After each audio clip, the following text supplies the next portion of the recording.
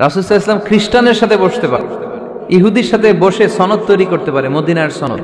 কিন্তু আমরা মুসলমানের সাথে বসতে পারি, একজন আরেকজনের ছায়া দেখতে পারে না। হিংসা, বিদ্বেষ, জেলাসি, অহংকার, ঠিক কিনা? লা ইয়াদখুলুল জান্নাতা মান কানা ফি কলবিহি হাববাতু খারদাল মিনাল কিবর, যার অন্তরে যাররা পরিমাণ অহংকার থাকে সে কশিনকালেও আল্লাহর জান্নাতে প্রবেশ করতে পারবে না। আমরা যেন এই অহংকার থেকে মুক্ত হতে পারি, আমরা যেন ব্রড মাইন্ডেড হতে পারি, আমরা যেন ভিন্ন মতের লোকদেরকে রেসপেক্ট করতে পারি, ভিন্ন মতকেও যেন আমরা সহ্য করতে পারি। আমাদের দেশে এত কাদা ছোড়াছুরি, এত মারামারি কেন জানেন?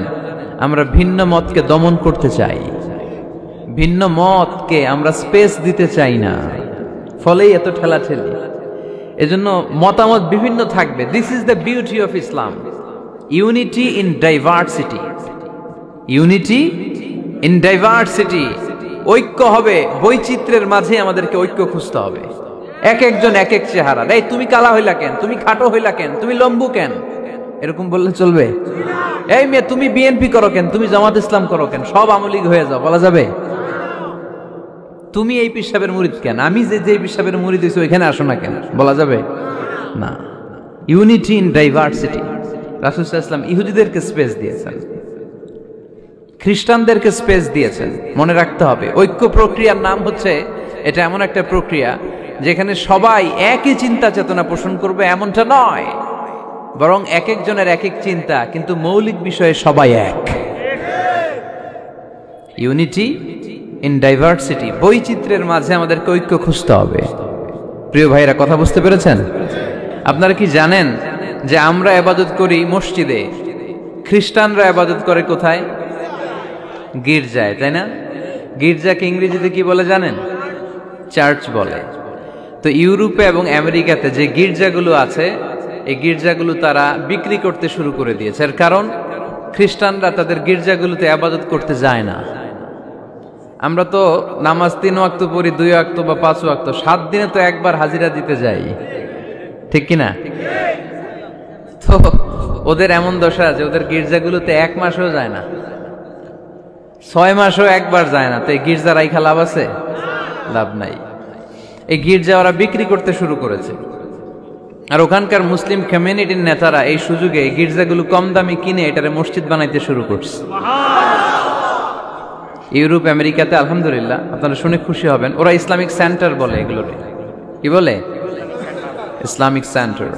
আমাদের এরকম ইসলামিক সেন্টার করা দরকার, যেখানে দার্স হবে, দার্স, রেগুলার দার্স হবে। এই যে তাফসির মাহফিলগুলো বছরে একবার, গত বছর আসছিলাম এখানে, আবার 1 বছর পরে দেখা, কি শিখলেন কি শিখলেন না, কি বুঝলেন না, আর জানাশোনার সুযোগ হয়েছে নাই। কিন্তু সেন্টার যদি হয়, ওখানে শিশু কিশোরদের আলাদা কোরআন শিক্ষার আসর, আমার বোনদের আলাদা শিক্ষার আসর, বয়স্কদের আলাদা কোরআন শিক্ষার আসর, তারপরে সেখানে হেজামা সেন্টার থাকবে, রুকিয়া সেন্টার থাকবে, তালিম, তাদরিস, তারবিয়ার সব ব্যবস্থাপনা থাকবে। এজন্য সব জায়গায় এরকম সেন্টার থাকার দরকার আছে না নাই? যতদিন আমরা এই ইউনাইটেড থাকব, ততদিন আমাদের দিকে চোখ তুলে তাকাবার খবরদারি কারো থাকবে না। আর ইউনিটি যখন ব্রেক ডাউন করবে, আমরা শততা বিভক্ত, একজন আরেকজনের গালি দিবে, একজন আরেকজনের কাফের বলবে, তখনই সমাজের সব শান্তি সুখ এগুলো বিনষ্ট হতে চলবে। জোরে বলেন ঠিক কিনা? মুসলিম উম্মার মধ্যে এখন এই সমস্যা, ইউনিটি নাই। We don't have any central leadership, আমাদের কেন্দ্রীয় নেতৃত্ব নাই। এই যে ফিলিস্তিনে যে মারে আমাদেরকে পাখির মতো গুলি করে, মিয়ানমারের রাখাইন রাজ্য থেকে 10 লক্ষ মুসলমান তাড়ায় দিল টেকনাফে, এখন তারা পাহাড়ি এলাকায় আশ্রয় নিয়েছে।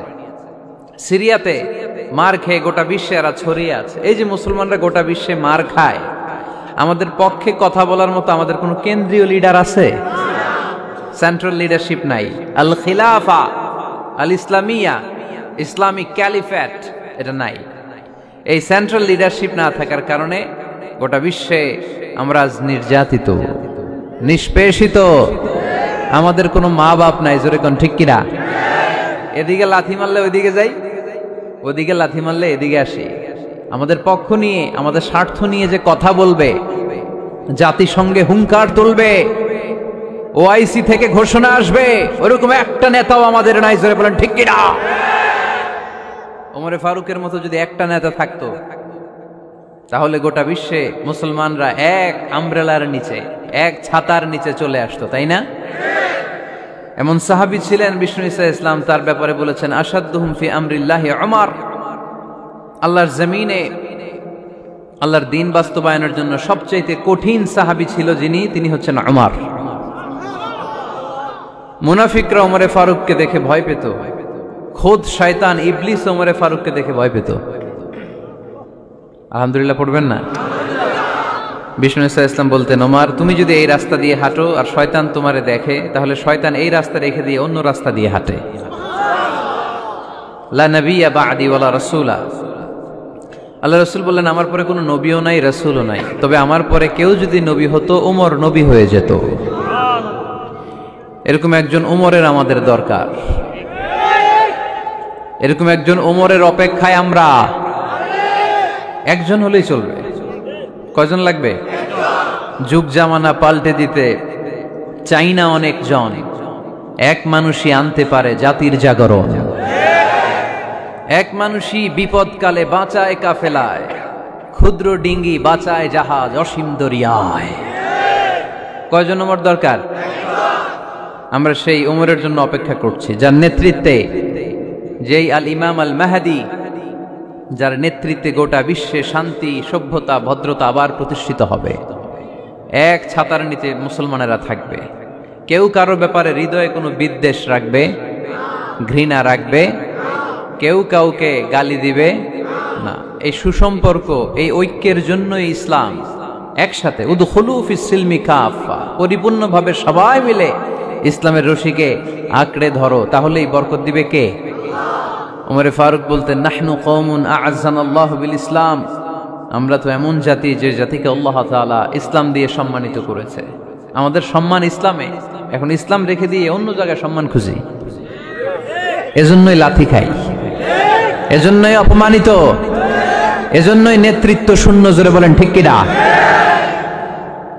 গোড়ার দিকে যদি না যাই, মূলের দিকে যদি ফিরে না আসে, আমাদেরকে গালি দেয় মৌলবাদ। মৌলবাদ মানে হচ্ছে যে মূলের দিকে ফিরে আসে, return back to the root. শিখর থেকে, শেকড় থেকে শিখরে। শিখরে যেতে হলে আগে শেকড়ে যেতে হবে। জোরে বলেন ঠিক কিনা? এজন্য ঐক্যের কোনো বিকল্প নাই। আমি আমার আলোচনা শুরুতেই এই মেসেজটা আপনাদের কাছে ড্রপ করতে চাই যে আসুন আমরা কাদা ছোড়াছুড়ি ছেড়ে দেই, হিংসা বিদ্বেষ ভুলে যাই, হৃদয়টারে সবার জন্য উজাড় করে দেই। মুমিনদের হৃদয়ে থাকবে সবার জন্য ভালোবাসা। কি থাকবে? আল্লাহ রাসূল সাল্লাল্লাহু আলাইহি ওয়াসাল্লাম মক্কা থেকে যখন মদিনাতে গেলেন, তিনি দেখলেন দলে দলে লোকজন কালিমা পড়ে মুসলমান হচ্ছে, বড় একটা মুসলিম কমিউনিটি গড়ে উঠল। আল্লাহ রাসূল সাল্লাল্লাহু আলাইহি ওয়াসাল্লাম খেয়াল করে দেখলেন ওখানে শুধু মুসলিম কমিউনিটি নয়, ওখানে জিউস কমিউনিটি আছে, মানে ইহুদি কমিউনিটি। মদিনাতে ইহুদিরাও থাকতো। আবার খেয়াল করে দেখলেন আশেপাশে খ্রিস্টান কমিউনিটিও আছে। তাহলে মোট কয়টা কমিউনিটি হইল? রাসূল সাল্লাল্লাহু আলাইহি ওয়াসাল্লাম এই তিন দলকে নিয়ে একটা চার্টার করলেন। চার্টার, ইতিহাসে এটা মদিনা চার্টার নামে পরিচিত, মদিনা সনদ। সুবহানাল্লাহ পড়েন। তিন ধর্মের লোক, তিন জাতি একসাথে থাকে, আর আমরা এক বাঙালি এক দেশে থাকতে পারি না। এক দল আরেক দলরে বলে তুমি ভারতপন্থী, ওই দল আরেক দলরে বলে তুমি পাকিস্তানপন্থী। বাংলাদেশপন্থী কেউ হতে চায় না। আমরা কোন পন্থী? জোরে বলতে হবে। দেশের স্বার্থটারে সামনে নিয়ে আসতে হবে। তো সম্মানিত সুধী, রাসূল সাল্লাল্লাহু আলাইহি ওয়াসাল্লাম ইহুদিদের সাথে বসেছেন। মদিনা চার্টারে যদি তিন ধর্মের লোক থাকে, মানে Muslim community, Jews community and the Christian community যদি থাকে, তার মানে এই মদিনা সনদের মধ্যে স্বাক্ষর করেছিল তিন কমিউনিটির নেতারা। ইহুদিরাও ছিল, খ্রিস্টানরাও ছিল। তো আল্লাহ রাসূল সাল্লাল্লাহু আলাইহি ওয়াসাল্লাম ইহুদিদের সাথে বসেছেন, চুক্তি করেছেন 10 বছরের লম্বা সময়ের। খ্রিস্টানদের সাথে চুক্তি করেছেন। আপনারা কি ঐক্যের পক্ষে না বিপক্ষে? আমরা যেন ঐক্যবদ্ধ হতে পারি, আল্লাহ তুমি তৌফিক দান করো। আমরা যেন হিংসা বিদ্বেষ ভুলে যে ইসলামের কল্যাণে কাজ করতে পারি, তুমি তৌফিক দান করো। আরো জোরে পড়ি আমিন।